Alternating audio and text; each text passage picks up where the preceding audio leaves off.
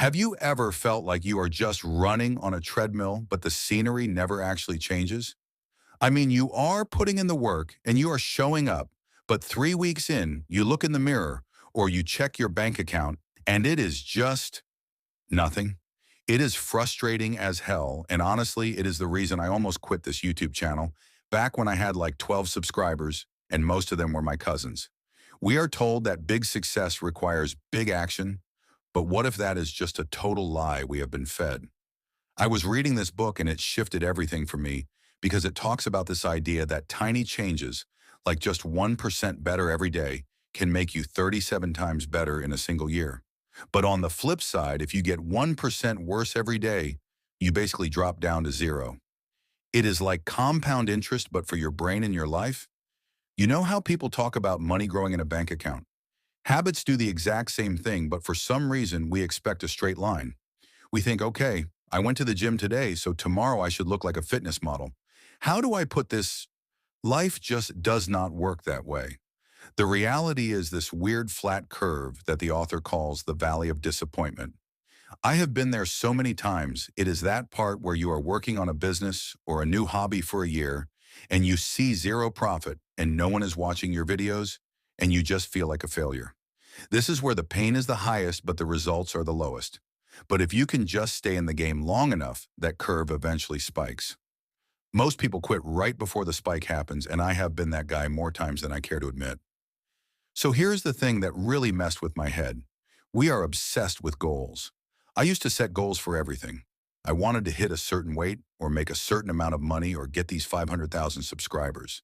But I realized that winners and losers usually have the exact same goals. Every athlete wants the gold medal, so the goal cannot be the thing that makes the difference, right? The difference is the system. I mean, think about it.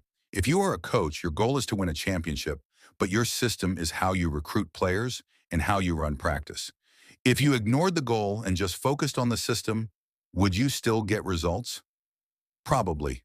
This is hard to admit, but I spent years setting goals and failing because I had no system to back them up. Earning $1 million is a goal, but setting up an automated investment account is a system. Losing 20 pounds is a goal, but having a nutritionist is a system. You get the idea.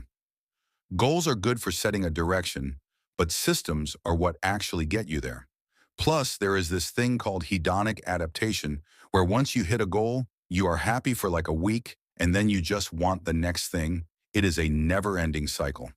Okay, so here is where it gets interesting. How do we actually build these habits without relying on willpower? Because honestly, my willpower is non-existent after 8 p.m. when there are cookies in the house. The author breaks it down into 4 steps: cue, craving, response, and reward. Let's look at smoking as an example, even though I hope you do not smoke. Seeing someone else light up is the cue. The urge to smoke is the craving. Actually, smoking is the response. And that hit of nicotine is the reward. If you miss any of these steps, the habit dies. So if we want a good habit, we have to make it obvious. I am a huge fan of something called habit stacking. It is basically where you take a habit you already have and you anchor a new one to it. Like, okay, every morning after I drink my coffee, I will meditate for 5 minutes. Or after I brush my teeth, I will do 20 push-ups. You are basically programming your brain to see one thing as a trigger for the next. But wait, there is an even bigger hack, and it is environment design. Trying to build a habit in a messy environment is like trying to swim upstream. You have to make the cues for your good habits super obvious. If you want to eat more fruit, put a big bowl of apples right on the counter where you can see them. If you want to work out more, put your gym clothes right on your bed the night before. I used to struggle with working from home because I would work in my bed and then I could not sleep at night. My brain was confused. Now I have a specific chair for work and a specific spot for relaxing. It sounds small, but it changed everything. There is this crazy story about US soldiers in Vietnam. A huge percentage of them were addicted to drugs while they were over there. The government was terrified about what would happen when they came home. But as soon as they landed back in the States, 90% of them just stopped. Why? Because the environment changed. The cues were gone. When they were in Vietnam, everything reminded them of the drugs, but back home they were around family and different scenery. If you are struggling with a bad habit, you might not be weak, you might just be in the wrong room. Anyway, back to what I was saying about making things attractive. That is the second law. You can use temptation bundling, which is basically pairing something you need to do with something you want to do. Like I only let myself listen to my favorite podcast while I'm doing the dishes. Or you only watch your favorite Netflix show while you're on the treadmill. It makes the hard thing feel like a treat. And honestly, the people you hang out with matter so much. If you want to be a runner, hang out with runners. It becomes normal. You do not have to fight to be motivated when everyone around you is doing the same thing. Now, the third law is making it easy. We usually think we need to do these massive hour-long workouts, but the 2-minute rule is way better. Just do the thing for 2 minutes. If you want to read a book, just read one page. If you want to run 5 miles, just put on your shoes and walk to the end of the street. The point is just showing up and mastering the art of the start.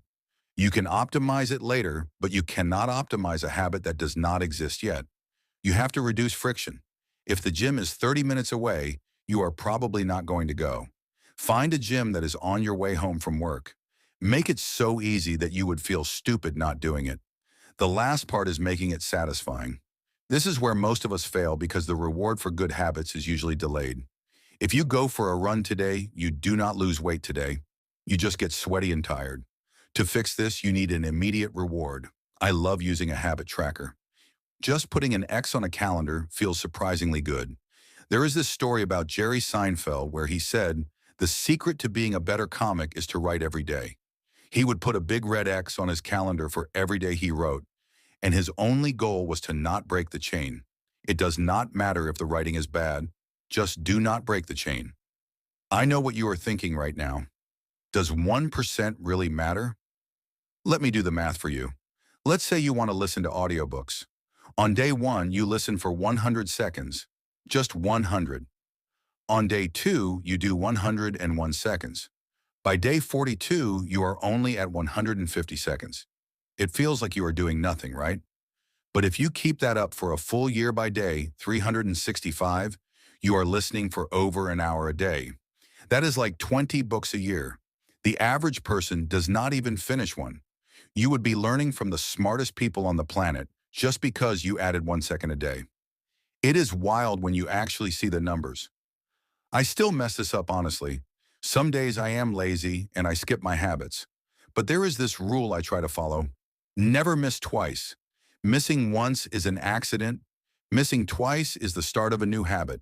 If you fall off the wagon, just jump back on immediately. Do not wait until Monday or next month. Just start again right now. And if you want to break a bad habit, just flip these rules. Make it invisible, make it unattractive, make it difficult, and make it unsatisfying. Hide your phone in another room if you are scrolling too much. Find an accountability partner who will call you out on your crap. It makes a world of difference. So look around your room right now. Is your environment helping you or hurting you? Maybe just change one small thing today. Put a book on your pillow or move your phone charger away from your bed. It does not have to be a massive overhaul. Just start the chain. Honestly, I am still working on this myself, but we can figure it out as we go. If you want more of these deep dives into books that actually change things, check out the playlist on the screen. I put a lot of work into those and I think you will dig them. Thanks for hanging out with me today, and I will see you in the next one.